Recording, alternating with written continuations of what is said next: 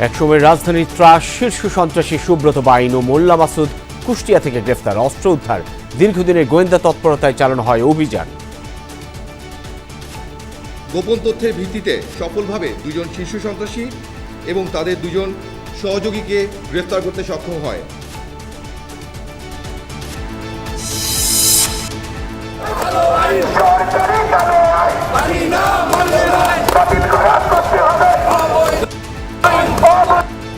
সরকারি চাকরি অধ্যাদেশ বাতিলের দাবিতে আজও অচল সচিবালয়, একদিনের জন্য কর্মসূচি স্থগিত, আরও কঠোর কর্মসূচি হুঁশিয়ারি।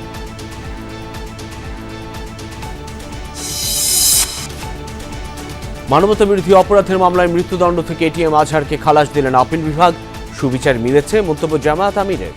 এই সংগঠনের প্রতিটি কর্মী সহকর্মী কিংবা দলের দ্বারা যে যেখানে ক্ষতিগ্রস্ত হয়েছে, কষ্ট পেয়েছে, সবার কাছে কোনো শর্ত নেই, বিনা শর্তে নামছে।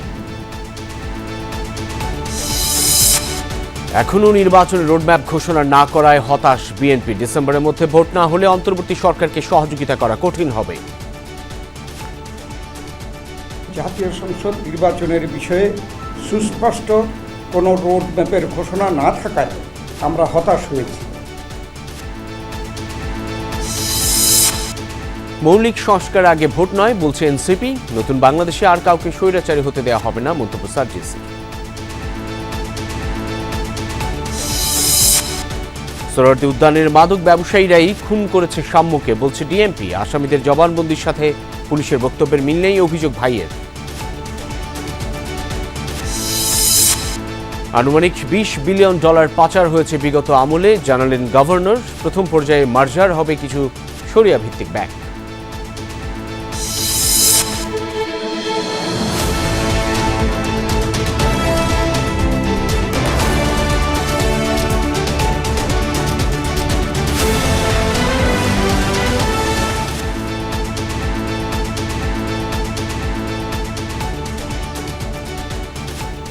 আমন্ত্রণ সন্ধ্যার বাংলাদেশে, সঙ্গে আছি আমি সাইফুদ্দিন রবিন। এতক্ষণ শিরোনাম দেখছিলাম। ঢাকার অপরাধ জগতের ত্রাস শীর্ষ সন্ত্রাসী সুব্রত বাইন ও তার সহযোগী মোল্লা মাসুদ সহ 4 জনকে গ্রেফতার করেছে সেনাবাহিনী। মঙ্গলবার ভোররাতে কুষ্টিয়া শহরের কালীশঙ্করপুর সোনার বাংলা সড়ক এলাকার একটি ভাড়া বাসা থেকে তাদেরকে গ্রেফতার করা হয়। সেনাপ্রধানের নির্দেশনা ও দীর্ঘদিনের গোয়েন্দা তৎপরতায় গ্রেফতার করা হয় সুব্রত বাইনকে। দীর্ঘদিন ধরে পলাতক সুব্রত বাইনের বিরুদ্ধে একাধিক হত্যা মামলা সহ নানা অভিযোগ রয়েছে। মঙ্গলবার ভোররাত কুষ্টিয়া জেলার কালীশঙ্করপুর এলাকায় 3 ঘণ্টা শ্বাসরুদ্ধকর অভিযান সেনাবাহিনীর। 3 ঘণ্টার দীর্ঘ অভিযানে গ্রেফতার হয়েছে দেশের শীর্ষ সন্ত্রাসী সুব্রত বাইন ও তার অন্যতম সহযোগী মোল্লা মাসুদ, শুটার আরাফাত ও শরীফ। বিকেলে ঢাকা সেনানিবাসে ব্রিফিংয়ে জানানো হয়, গ্রেফতারের সময় তাদের কাছ থেকে উদ্ধার করা হয়েছে 5টি বিদেশি পিস্তল, 10টি ম্যাগজিন, 53 রাউন্ড গুলি ও একটি স্যাটেলাইট ফোন। চক্রটি দেশের বিভিন্ন অঞ্চলে দীর্ঘদিন ধরে হত্যা, চাঁদাবাজি ও নাশকতা চালিয়ে আসছিল। সুব্রত বাইন ও মোল্লা মাসুদ ছিল 7 স্টার গ্রুপের অন্যতম নেতা। তাদের তথ্যের ভিত্তিতে আরও অভিযান চালানো হবে বলে জানিয়েছে সেনাবাহিনী। ভোর 5টা থেকে শুরু হওয়া কুষ্টিয়া এবং হাতিরঝিলে পরিচালিত সাঁড়াশি অভিযানে 46 ইন্ডিপেন্ডেন্ট ইনফ্যান্ট্রি ব্রিগেড একটি ইউনিট গোপন তথ্যের ভিত্তিতে সফলভাবে 2 জন শীর্ষ সন্ত্রাসী এবং তাদের 2 জন সহযোগীকে গ্রেফতার করতে সক্ষম হয়। গ্রেফতারকৃত সন্ত্রাসীরা হল সুব্রত বাইন ওরফে ফতে আলী, আবু রাসেল মাসুদ ওরফে মোল্লা মাসুদ, শুটার আরাফাত এবং শরীফ। অভিযান শুরুর আগ থেকেই কুষ্টিয়া ও ঢাকার বিভিন্ন স্থানে নজরদারি ছিল সেনাবাহিনীর। সুনির্দিষ্ট গোয়েন্দা তথ্যের ভিত্তিতে অভিযানে অংশ নেয় সেনাবাহিনীর গোয়েন্দা ইউনিট, গোপন তথ্য সংগ্রহকারী দল ও স্পেশাল ফোর্স সদস্যরা। অভিযান চলাকালে তাদের কাছ থেকে উদ্ধার করা হয়েছে 5টি বিদেশি পিস্তল, 10টি ম্যাগাজিন, 53 রাউন্ড অ্যামুনিশন এবং একটি স্যাটেলাইট ফোন। ঢাকায় একাধিক হত্যাকাণ্ড সহ সুব্রত বাইনের বিরুদ্ধে 30টির বেশি মামলা রয়েছে। 90 দশকে আগারগাঁয়ের জাসদ ছাত্রনেতা মুরাদ হত্যার মধ্য দিয়ে অপরাধ জগতে পা দেয় সুব্রত বাইন। 2003 সালে পুলিশের নজরে এসে সে ভারত পালিয়ে যায়। 2009 সালে নেপালে ফের গ্রেফতার হয়। তবে 2012 সালে 77 ফুট সুড়ঙ্গ কেটে পালিয়ে যায় কারাগার থেকে। হাসিবুল করিম বিজয়, যমুনা নিউজ, ঢাকা। আন্ডারওয়ার্ল্ডের আতঙ্ক, এই শীর্ষ সন্ত্রাসীদের বিষয়ে আরও জানব। সরাসরি যোগ দিচ্ছেন আমাদের home affairs editor Abdullah Tuhin, তার কাছ থেকেই যুক্ত হব। তুহিন, একটু জানাবেন এদের সম্পর্কে। সাধারণ মানুষের মধ্যে ব্যাপক আতঙ্ক ছিল একসময়, বেশ আলোচিত। তারা এতদিন কোথায় ছিলেন, তাদের অতীত কর্মকাণ্ড সম্পর্কে একটু যদি আমাদেরকে জানাতেন।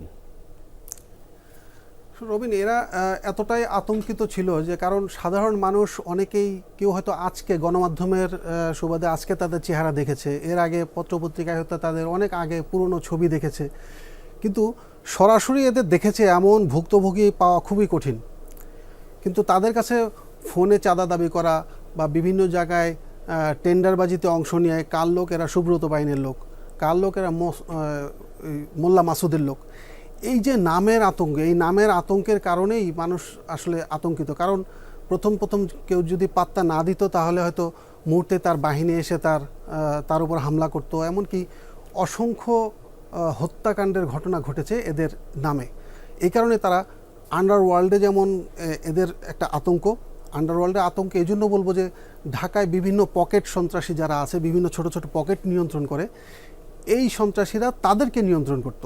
যার অধীনে যে যত বেশি, সে তত এই নগরীকে নিয়ন্ত্রণ করত। এই কারণে তাদেরকে বলা হয় যে আন্ডারওয়ার্ল্ডের শীর্ষ সন্ত্রাসী। এমনকি মোল্লা মাসুদ কিন্তু তার সহযোগী ছিল, যিনি মতিঝিল বা ওই আশপাশের এলাকা, গোপীবাগ, ওইসব এলাকায় থাকতো। আর এই সুব্রত বাইন যে 90 দশকে তার উত্থান, মগবাজার ওয়ারলেস গেটে বিশাল সেন্টার নামে একটা মার্কেট আছে, যেটা অভিজাত শপিং মল বলা হয়। সেই শপিং মল ঘিরেই তার চাঁদাবাজি বা তার উত্থানের গল্পটা এসেছে। এরপরে 2001 সালে যখন 4 দলীয় জোট অর্থাৎ বিএনপি জামাতের সরকার আসছিল, তখন তাদের বিরুদ্ধে একটা অ্যাকশনে যায় সরকার, তাদেরকে শীর্ষ সন্ত্রাসী ঘোষণা করে, তাদের গ্রেপ্তারে পুরস্কার ঘোষণা করে। এরপর থেকে মূলত তারা আরও গা ঢাকা দেয় এবং একসময় তারা দেশের বাইরে চলে যায়। কিন্তু দেশের বাইরে গেলেও তারপরেও এই যে দীর্ঘ বছরগুলো আছে, অন্যান্য সরকারের আমল আছে, সেই সরকারের আমলে তাদেরকে গোপনে বিভিন্ন ব্যবসায়ী, বড় বড় ঠিকাদারি প্রতিষ্ঠান, যারা অন্যান্য ঠিকাদারি কাজ করতো, বড় বড় প্রতিষ্ঠান, তাদের কাছে এই সুব্রত বাইন নামে চাঁদা দাবি করা হতো। নির্দিষ্ট অঙ্কের পার্সেন্টেজ না দিলে কোনো কাজই করতে দেওয়া হতো না। এইটা নিয়ে তাদের মধ্যে একটা আতঙ্ক। এমনকি যখন তারা পুরো ঢাকা শহর বিভিন্ন ভাগ করে নিয়ন্ত্রণে নেওয়ার চেষ্টা করত, বিশেষ করে মগবাজার বা আশপাশের এই বৃহৎ এলাকা, তখন অন্যান্য যে ছোটোখাটো যে সন্ত্রাসীরা আছে, মুরগি মিলন নামে একজন সন্ত্রাসী ছিল, তাদেরকে তারা হত্যা করত। এরকম যারা উঠতি বয়সের মাস্তান বা ছোটোখাটো মাস্তান সন্ত্রাসী, ছোট ছোট গ্রুপ যারা তাদের অবাধ্য হতো, তাদেরকে নৃশংসভাবে খুনের নজির আছে। এর ফলে তাদের এই খুনের হাত থেকে অনেক রাজনৈতিক সংগঠনের যারা সমর্থক ছিল, নেতাকর্মী ছিল, যারা চাঁদাবাদীর সাথে জড়িত কিন্তু শীর্ষ নেতা ছিল, তাদের কাছে একটা মূর্তিমান আতঙ্ক ছিল। অথচ এই সুব্রত বাইন 90 দশকে মগবাজারের চাংপাই নামে একটা চাইনিজ রেস্টুরেন্ট বলা হয়, সেই রেস্টুরেন্টের খুব ছোট একটা কর্মচারী ছিল। সেই রেস্টুরেন্টের পাশেই বিশাল সেন্টার, সেই বিশাল সেন্টারটা যখন তৈরি হয় বা প্রতিষ্ঠা করা হয়, তখন থেকেই সেই মার্কেটের নিয়ন্ত্রণ থেকেই তার মূলত উত্থান। তারপর থেকে সেই ভয়ঙ্কর সন্ত্রাসী হিসেবে আজকের এই সুব্রত বাইন। অনেক অনেক অনেক ধন্যবাদ সহকর্মী আব্দুল্লাহ তুহিন। সরকারি চাকুরি সংশোধিত অধ্যাদেশ 2025 বাতিলের দাবিতে সচিবালয়ে কর্মচারীদের চলমান আন্দোলন বুধবার একদিনের জন্য স্থগিত করা হয়েছে। এদিন আইনটি বাতিলে কর্মচারীদের দাবি জনপ্রশাসন সচিবের কাছে তুলে ধরবেন ভূমি মন্ত্রণালয়ের সিনিয়র সচিবের নেতৃত্বে সরকার গঠিত 7 সচিবের কমিটি। তবে জারি করা অধ্যাদেশ বাতিল করা না হলে কঠোর কর্মসূচি হুঁশিয়ারি দিয়েছেন আন্দোলনকারীরা। এদিকে আন্দোলনে দিনভর অচল ছিল সচিবালয়। এদিন ভেতরে ঢুকতে দেওয়া হয়নি দর্শনার্থী ও গণমাধ্যম কর্মীদের। একদিকে সচিবালয়ের ভেতরে কর্মচারীদের আন্দোলন, অন্যদিকে তাদের প্রতিহতে বাইরে জুলাই মঞ্চ ও জুলাই বিপ্লবী ছাত্র জনতার ব্যানারে দুই সংগঠনের অবস্থান। পাল্টাপাল্টি কর্মসূচি ঘিরে সকাল থেকেই সচিবালয়ের প্রতিটি প্রবেশপথে মোতায়েন করা হয় বিশেষায়িত বাহিনী, সোয়াট সহ বিপুল সংখ্যক আইন শৃঙ্খলা বাহিনীর সদস্য। এর মধ্যেই সকাল 10:30টার দিকে গৃহায়ন ও গণপূর্ত মন্ত্রণালয়ের সামনে বিক্ষোভ শুরু করেন কর্মচারীরা। একে একে তাদের সাথে যোগ দেন বিভিন্ন মন্ত্রণালয় ও দপ্তর থেকে আসা কর্মচারীরাও। অবিলম্বে সরকারি চাকরি সংশোধিত অধ্যাদেশ বাতিলের দাবি তাদের। আমরা আশঙ্কা করছি এই আইনের মাধ্যমে নিচের দিকে কর্মচারীদের এই আইনের অপব্যবহার হওয়ার সম্ভাবনা খুব বেশি আছে। আমি অফিসে আসবো, এসে দেখি যে আমার চাকরি নাই, চাকরি শেষ। এটা কি সম্ভব? আমরা চাই এই দাবিটাকে সংশোধন করে সংশোধনের পূর্বে যেটা সেটা বহাল রাখা। দুপুর 1:30 পর্যন্ত চলে এই বিক্ষোভ কর্মসূচি। এতে অনেকটাই স্থবির হয়ে পড়ে সচিবালয়ের দাপ্তরিক কার্যক্রম। এই আইনে বিনা নোটিশে বিনা শোকছে চাকরিচ্যুত করতে পারবে, এটা তো হইতে পারে না। এটা তো কোনো সভ্য জাতির হাতে কোনো আইন হতে পারে না। এই আইন প্রবর্তনের ফলে সরকারের কি এত লাভ হয়েছে আর না করলে কি এত ক্ষতি হতো, সে বিষয়টা আমি মাননীয় প্রধান উপদেষ্টার কাছে এই প্রশ্ন রাখতে চাই। উদ্ভূত পরিস্থিতিতে সচিবালয়ে দর্শনার্থী প্রবেশে নিষেধাজ্ঞা জারি করা হয়। দুপুর 1:30 পর্যন্ত ঢুকতে দেয়া হয়নি সাংবাদিকদেরও। কর্মসূচি চলাকালে আলোচনার জন্য ডাকা হয় কর্মচারীদের। ভূমি সচিবের নেতৃত্বে ভূমি মন্ত্রণালয়ের সম্মেলন কক্ষে সরকারের 7 সচিবের সাথে বৈঠকে বসেন আন্দোলনকারীরা। সিদ্ধান্ত হয় আলোচনায় উঠে আসা বার্তা বুধবার জানানো হবে মন্ত্রিপরিষদ সচিবকে। সে কারণে বুধবারের কর্মসূচি স্থগিতের কথা জানান আন্দোলনকারীরা।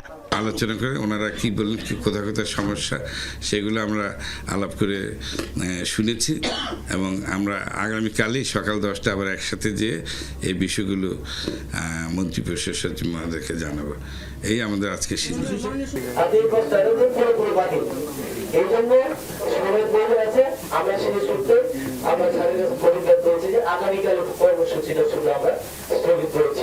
রোববার রাতে সরকারি চাকরি আইন সংশোধন করে অধ্যাদেশ জারি করে সরকার।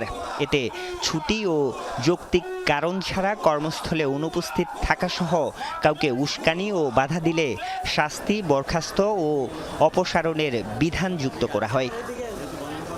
আরিফুর রহমান সবুজ, যমুনা নিউজ, ঢাকা। মানবতা বিরোধী অপরাধের মামলায় মৃত্যুদণ্ড থেকে খালাস পেলেন জামায়াত নেতা এটিএম আজহারুল ইসলাম। প্রধান বিচারপতি ডক্টর সৈয়দ রেফাত আহমেদের নেতৃত্বাধীন 7 সদস্যের আপিল বিভাগ সকালে এই রায় ঘোষণা করেন। আদালত পর্যবেক্ষণে বলেছেন, অতীতে বিচারের নামে অবিচার হয়েছে। এই রায়ের মাধ্যমে সিন্ডিকেটেড ইনজাস্টিসের অবসান হয়েছে বলে মন্তব্য করেছেন আজহারের আইনজীবী। আর ট্রাইব্যুনাল প্রসিকিউশন বলছেন, এই রায় আন্তর্জাতিক মানসম্পন্ন বিচার করতে সহায়ক হবে। ৭১ মানবতা বিরোধী অপরাধের মামলায় জামায়াত বিএনপির 6 নেতার ফাঁসি কার্যকর হয়েছে আগেই। জামায়াত নেতা এটিএম আজহারও মৃত্যুদণ্ড মাথায় নিয়ে কারাগারে আছেন প্রায় 13 বছর ধরে। জুলাই গণঅভ্যুত্থানের পর পাল্টে যায় দৃশ্যপট। প্রশ্নের মুখে পড়ে এই মামলার আগের বিচার কার্যক্রম। মঙ্গলবার এটিএম আজহারের আপিল নিষ্পত্তি করে আপিল বিভাগ এই জামায়াত নেতাকে খালাস দেন মৃত্যুদণ্ড থেকে। আপিল বিভাগের 7 বিচারপতির সর্বসম্মতিক্রমে দেয়া রায়ে বলা হয়, সাক্ষ্য প্রমাণ পর্যালোচনা না করেই আজহারের মৃত্যুদণ্ড বহাল রেখেছিলেন আগের আপিল বিভাগ। বিচারের নামে হয়েছিল অবিচার। আজহারের আইনজীবী বলেন, এই রায়ের মধ্য দিয়ে বিচার ব্যবস্থায় যে সিন্ডিকেট তৈরি করেছিল বিগত সরকার, তার অবসান ঘটল। এই রায়ের মাধ্যমে সিন্ডিকেটেড ইনজাস্টিসের অবসান হয়েছে। আমরা এটাও মনে করি এই রায় ঘোষণার মধ্য দিয়ে বাংলাদেশের আদালতের মর্যাদা সমুন্নত হয়েছে। সে তার ছেলের নাম বলতে পারে না, মেয়ের নাম বলতে পারে না, ওয়াইফের নাম বলতে পারে না, কিন্তু সে ঠিকই এটিএম আজহারুল ইসলামের নাম বলতে পারে। এই রায়ের মাধ্যমে এই আগের রায়ের যে সমস্ত ফাইন্ডিং ছিল, এই মিথ্যা সাক্ষ্যের উপর ভিত্তি করে যে সমস্ত সাজা দেওয়া হয়েছিল, সবই আজকে অসত্য প্রমাণিত হলো এবং তাকে বেকসুর খালাস প্রদান করা হলো। এ রায়ের বিরোধিতা করেনি আন্তর্জাতিক অপরাধ ট্রাইব্যুনালও। একজন প্রসিকিউটর বলেছেন, আজহারের খালাসের রায়ে জুলাই আগস্ট গণহত্যার বিচারে কোনো প্রভাব পড়বে না, বরং আন্তর্জাতিক মানসম্পন্ন হবে বিচার।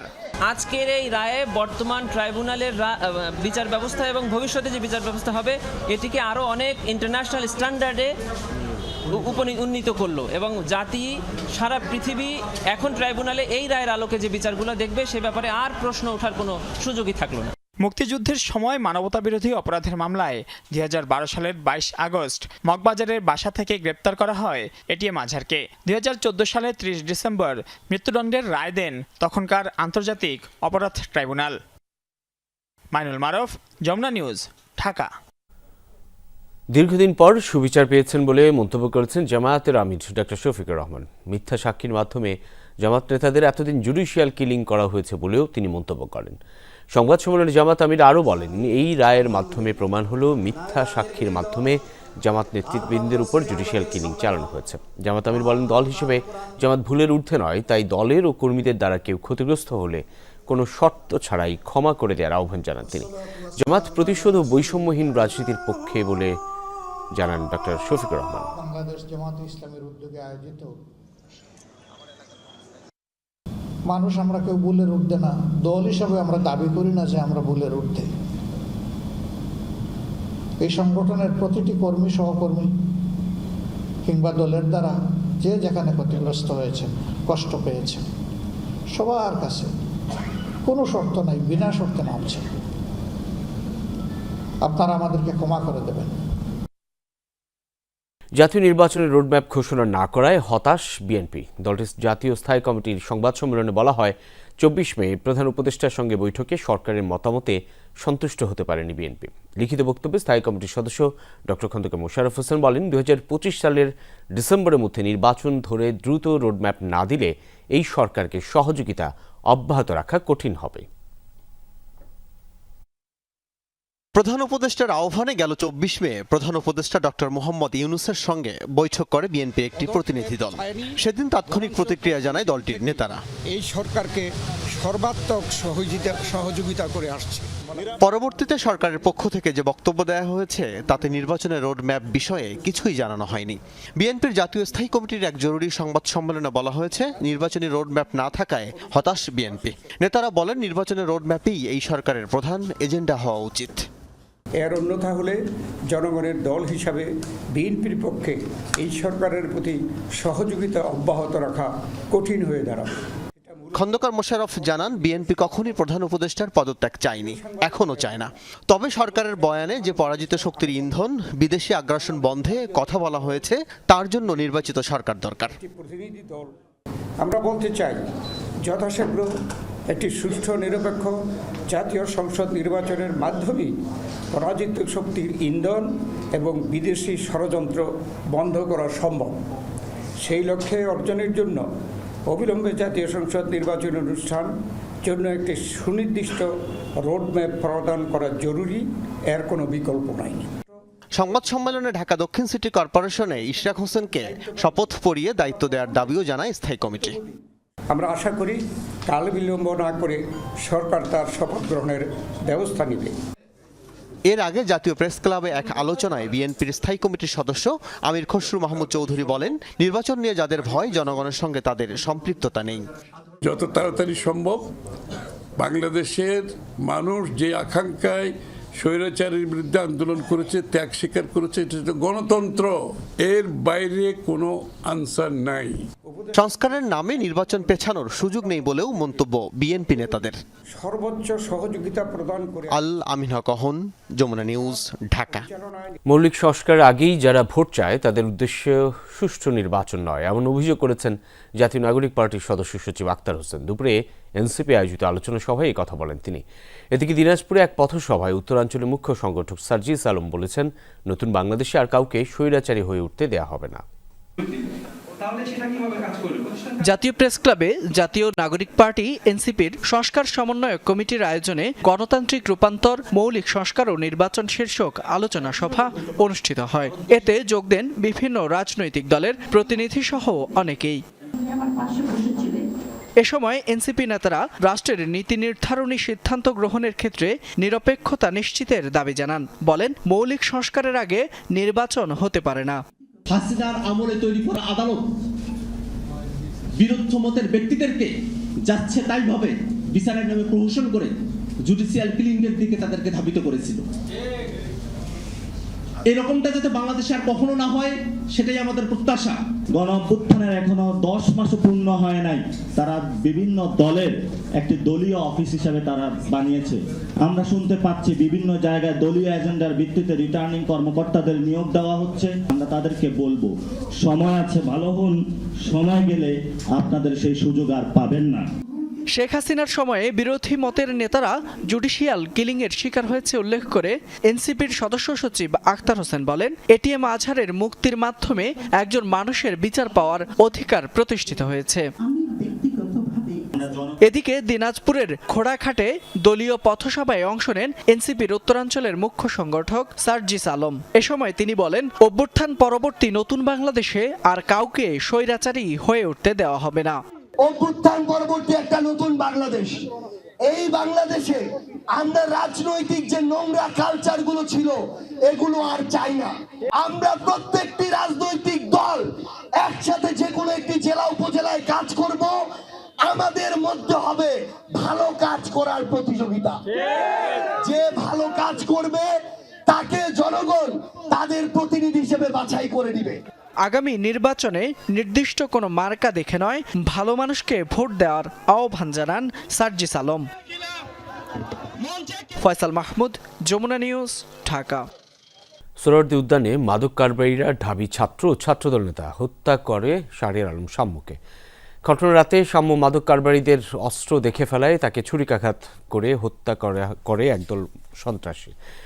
হত্যার সাথে সরাসরি জড়িত 11 জনকে গ্রেফতার করে পুলিশ এ তথ্য জানায়। মঙ্গলবার বিকেলে ডিএমপির মিডিয়া সেন্টারে শাম্মু হত্যা ইস্যুতে সংবাদ সম্মেলনে ডিএমপি কমিশনার এসব কথা বলেন। গত 13 মে মধ্যরাতে ঢাকা বিশ্ববিদ্যালয়ের শিক্ষার্থী ও ছাত্রদল নেতা শাম্মুর মরদেহ পাওয়া যায় সোহরাওয়ার্দী উদ্যানে। সে রাতেই 3 জনকে গ্রেপ্তার করে পুলিশ। পরে আরও 8 জন আটক হয় ডিবি পুলিশের অভিযানে। 2 আসামি আদালতে 164 ধারায় হত্যায় জড়িত থাকার কথা স্বীকার করে জবানবন্দি দেয়। ছাত্রদল সহ ঢাকা বিশ্ববিদ্যালয়ের শিক্ষার্থীরা শাম্মু হত্যার ঘটনাকে রহস্যজনক এবং সত্য উদ্ঘাটনের দাবি জানিয়ে আন্দোলন করে আসছিল। মঙ্গলবার ডিএমপি কমিশনার শাম্মু হত্যার রহস্য উদ্ঘাটন নিয়ে লিখিত বক্তব্য দেন। যদিও তার বক্তব্যে কেন এই হত্যাকাণ্ড তার কিছুই ছিল না। এই ঘৃণিত হত্যাকাণ্ডে জড়িত আসামিদের দৃষ্টান্তমূলক শাস্তির লক্ষ্যে মামলাটির সুষ্ঠু তদন্ত নিশ্চিত করা হচ্ছে। সম্ভাব্য দ্রুত সময়ের মধ্যে মামলাটি তদন্ত প্রতিবেদন বিজ্ঞ আদালতে দাখিল করা হবে। হত্যার মোটিভ সম্পর্কে ডিবির যুগ্ম কমিশনার নাসরুল ইসলাম জানান, উদ্যানে মাদক কারবারি চক্রের হাতে খুন হন শাম্মু। মাদক সেবীরা ট্রেজার গান অস্ত্রটি নিয়ে ঘোরাঘুরি করছিল। শাম্মু সেটি দেখে ফেলায় তার সাথে ধস্তাধস্তি হয়। সরাসরি মধ্যে মূলত মাদক ব্যবসার একটা চক্র আছে। এই চক্রটা একটা চক্র মেহেদি, যা যে ইতিমধ্যে গ্রেফতার আছে এবং যা দেখানোর মতে আমরা সুইচ গিয়ার উদ্ধার করেছি। মেহেদির গ্রুপেরই একজন রাব্বির হাতে একটা ট্রেজার গান ছিল।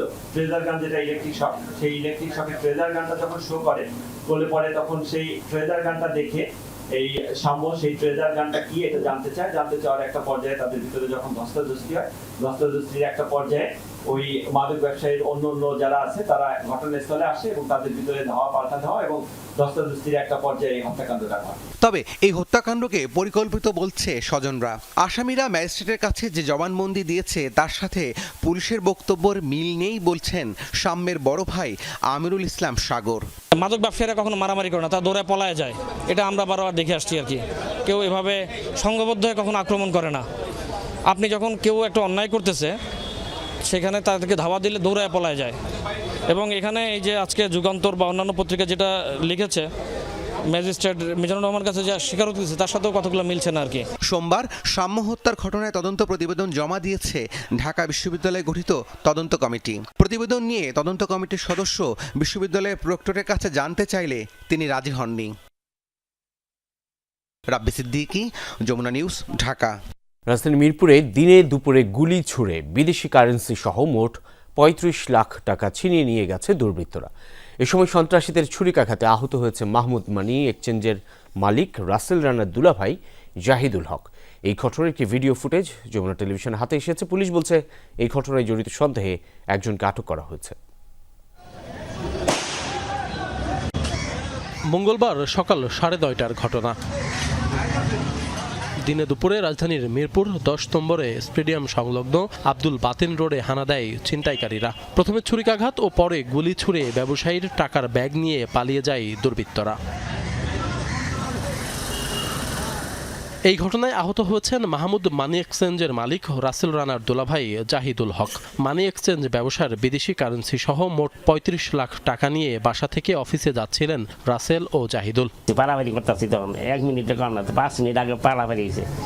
ওরা 6 জন, আমি একা ব্যাগটা ছাড়িনি, আমি ভাতের বাড়ি ফালাই দিছি। স্যান্ডেল ফালাই দিছি, ব্যাগ ছাড়িনি। পরে যখন দুইজনে হাত পাইরে ধরে ব্যাগটা নিয়ে নিল, পরে ব্যাগ নিয়ে যখন হোন্ডা তুললো, তখন আমি বললাম ভাই আমাদের ব্যবসা টেহা নিয়ে যাইতেছে, ব্যাগের মধ্যে টেহা আছে ভাই, টেহা আছে। তখন দুইজনে বললো যে ভাই ব্যাগটা ধরেন। একজনে বললো আপনার মতন জোয়ান। আমি বললাম তাহলে জোয়ান ছেলে তো 2-1 জন থাকতে পারে। হুট করে এসে দুলাভাই, আমি সামনে তাকাই দিয়ে দুলাভাইয়ের ব্যাগ টান দিচ্ছে, আমার একজন ঠেকাইছে। ঠেকানোর পরে দুলাভাই একজন টাইনে নিয়ে গেছে, পিছনে উনি চলে গেছে। তারপরে দুলাভাই ব্যাগ ছাড়ে দেন, যখন অস্ত্র দেখছি ব্যাগ ছাড়েন, ব্যাগ ছাড়ে দিছে। দেওয়ার পরে দুলাভাই কী করছে, ওরা যখন গাড়িতে উঠতেছে, যাওয়ার পরে দুলাভাই আবার যে ব্যাগ ধরতে গেছে, তখন ওরা ফায়ার করছে। দিনে দুপুরে এমন ঘটনায় আতঙ্কিত এলাকার মানুষ জানান, গলির ভেতর থেকেই ভিকটিমদের পিছু নিয়েছিল ছিনতাইকারীরা।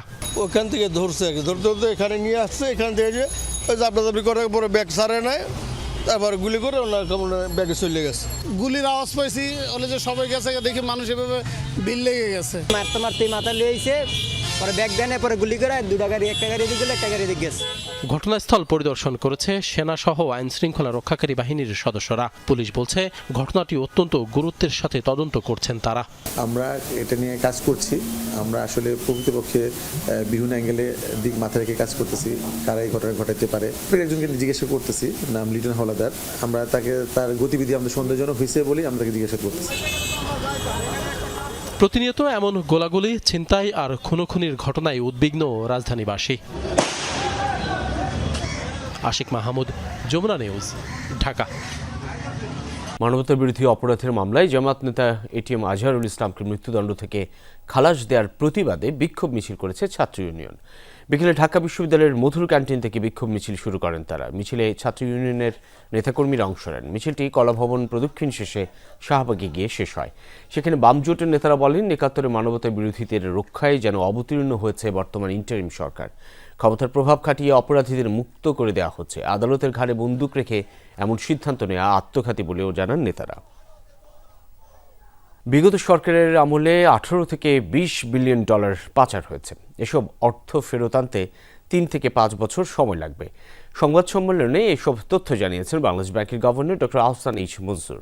বলেন, বিদেশে থাকা সম্পদ জব্দে গুরুত্ব দেওয়া হচ্ছে। দুর্বল কিছু ব্যাংক একীভূত করা হতে পারে বলেও জানান গভর্নর। পতিত শেখ হাসিনা সরকারের আমলে ঋণের নামে ব্যাংক থেকে বের করে নেওয়া হয়েছে হাজার হাজার কোটি টাকা, যার বড় অংশই পাচার করা হয়েছে বিদেশে। এর পরিমাণ 18 থেকে 20 বিলিয়ন ডলার হতে পারে।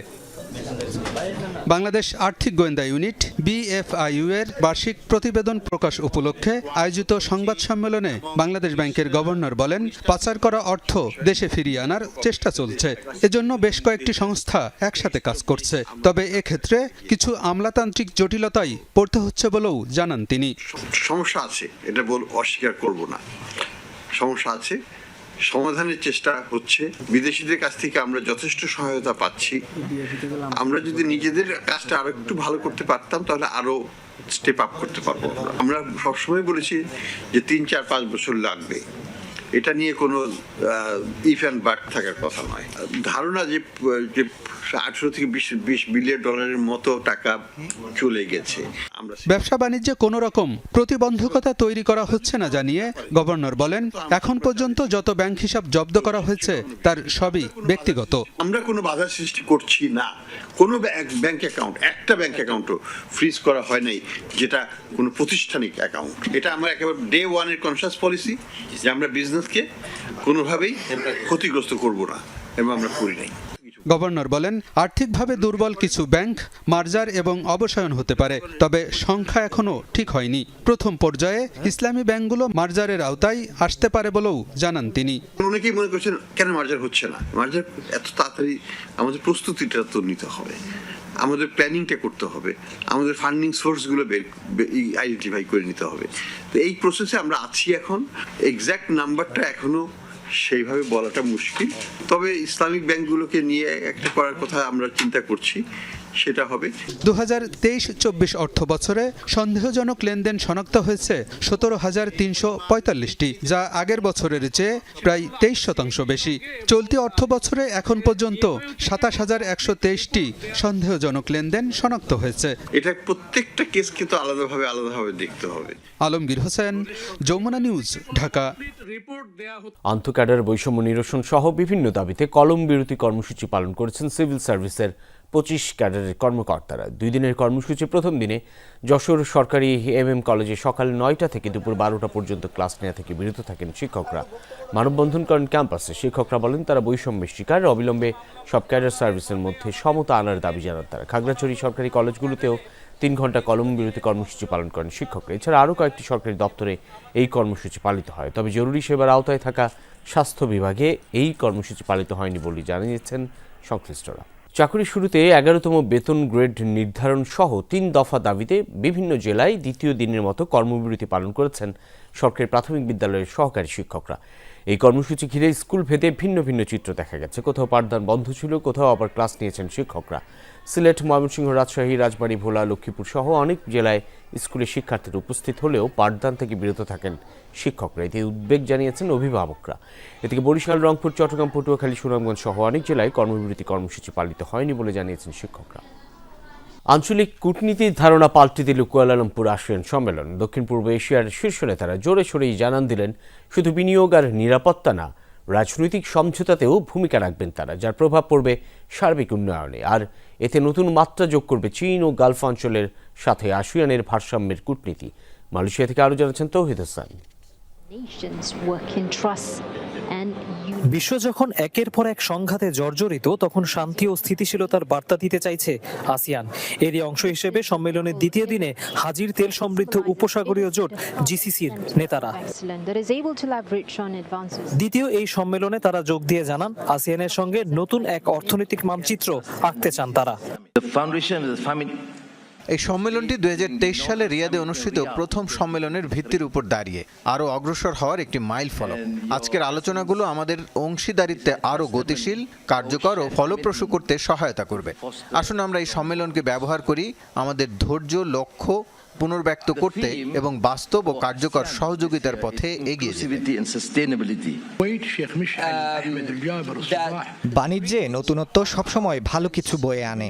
মধ্যপ্রাচ্য ও আসিয়ান 2 অঞ্চলেই নিজেদের সর্বোচ্চ সম্পদ ব্যবহার করে সুফল টানতে চায়। পাশাপাশি জনশক্তি ও প্রযুক্তির উন্নয়নে আমরা আসিয়ানের সহায়তা চাই। মধ্যাহ্নভোজের পর সম্মেলনে যোগ দেন চীনের প্রধানমন্ত্রী লি কেকিয়াং। দক্ষিণ পূর্ব এশিয়ার সাথে পারস্য উপসাগরীয় অঞ্চলকে এক সুতোয় গাঁথার উদ্যোগকে স্বাগত জানান তিনি। চীন এখানে নিজেকে একটি নির্ভরযোগ্য অর্থনৈতিক অংশীদার হিসেবে উপস্থাপন করার সুযোগ দেখছে, বিশেষ করে যখন পশ্চিমা বিশ্ব বাণিজ্যকে বিচ্ছিন্ন করার চেষ্টা করছে। এই জোট কার্যকরে দক্ষিণ পূর্ব এশিয়ার সাথে বাণিজ্যের আলাদা করিডোর করতে হলেও চীন পিছিয়ে যাবে না। সম্মেলন শেষে সংবাদ সম্মেলন করে মালয়েশিয়ার প্রধানমন্ত্রী ও আসিয়ান চেয়ারম্যান আনোয়ার ইব্রাহিম। তার আহ্বান অবিলম্বে মিয়ানমারে যুদ্ধবিরতি কার্যকরের। চীন শুল্ক নিয়ে দ্বিপাক্ষিক আলোচনা চলমান থাকলেও সম্মিলিত মত ছিল যে আসিয়ানের ভেতরে এক ধরনের পারস্পরিক বোঝাপড়া থাকা উচিত এবং কোনো সিদ্ধান্ত এমন হওয়া উচিত নয় যা অন্য দেশের ক্ষতির কারণ হয়। আসিয়ান থেকে নিশ্চিত করা হয় দ্রুতই জোটের সদস্যপদ পেতে যাচ্ছে পূর্ব তিমুর। 3টি ভিন্ন অঞ্চল, বিভিন্ন দেশ, তাদের সবার আলাদা আলাদা অভিজ্ঞতা, কিন্তু আজ তারা সবাই একটি অভিন্ন প্রশ্নে এক হয়েছিলেন, সেটি ছিল সহযোগিতা। তাই আসিয়ান সম্মেলন জানান দিয়ে দিল কূটনীতি এখন শুধু শক্তির ভারসাম্যে হয় না, ভবিষ্যৎ এখন নিশ্চিত হয় সংলাপ কিংবা আস্থার ভিত্তিতে। তাই যদি নতুন পৃথিবীর কূটনীতির মানচিত্র তৈরি হয়েই থাকে, হয়তো তার নকশা প্রণয়ন শুরু হয়ে গেল কুয়ালালামপুরের এই আসিয়ান সম্মেলন থেকে। Touhid Hossain, Jamuna news, Kuala Lumpur, Malaysia. গাজায় অব্যাহত রয়েছে ইসরায়েলি আগ্রাসনে ভয়াবহতা। সোমবার IDF এর অভিযানে প্রাণ হারিয়েছে আরও 81 জন। কেবল গাজা সিটিতেই নিহত হয়েছে 53 জন, গুরুতর আহত 1.5 শতাধিক ফিলিস্তিনি। গাজার দক্ষিণে খান ইউনিস এবং আশপাশের বেশ কয়েকটি অঞ্চলে বাসিন্দাদের উচ্ছেদে জরুরি সতর্কবার্তা জারি করে IDF। গণমাধ্যমের তথ্য মতে এ পর্যন্ত উপত্যকার 241টি শরণার্থী শিবিরে বোমা হামলা চালিয়েছে IDF। হাসপাতালগুলোর সরঞ্জাম ও রসদ ও তলানিতে চিকিৎসার অভাবে শোচনীয় দিন পার করছে আহত বা অসুস্থরা।